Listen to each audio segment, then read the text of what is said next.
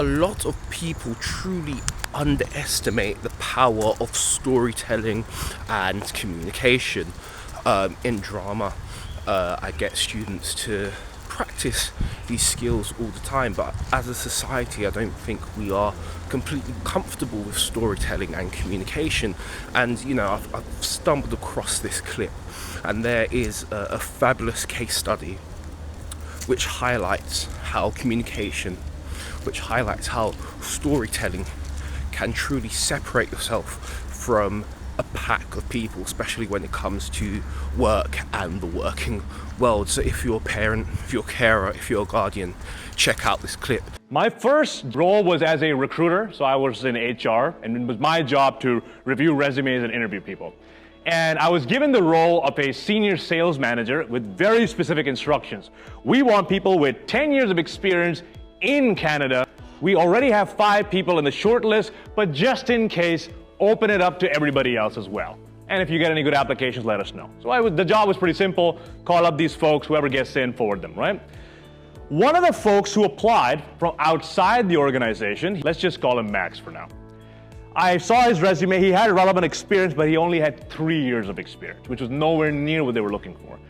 They also did not have any Canadian experience. So right off the bat, I knew it was going to be a tough sell. But for some reason, I felt, okay, I got to call somebody from the outside. Let me give this guy a call.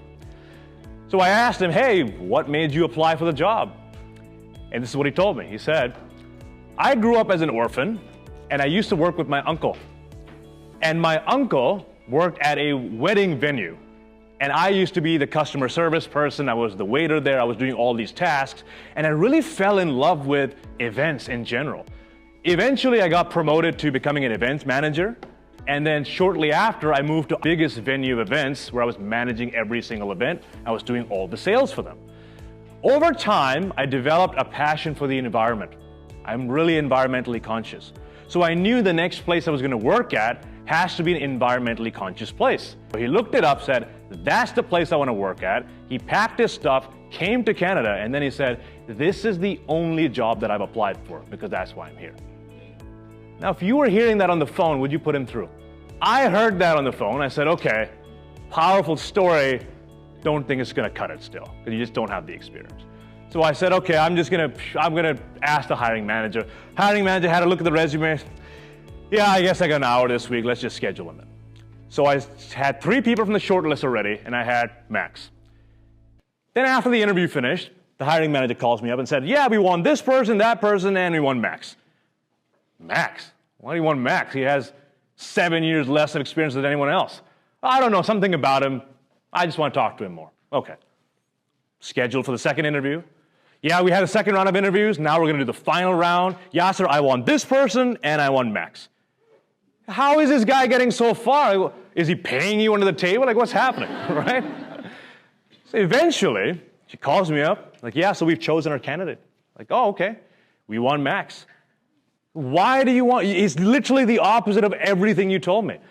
I don't know what it was, Yasser, but something about speaking to him, I could tell he's really passionate about it. I could see him in the job. I can see him talking to clients. That's the person we want. And sure enough, I called Max up, like, hey, you got the job. He was overblown with tears, he was crying, and then eventually he did an amazing job.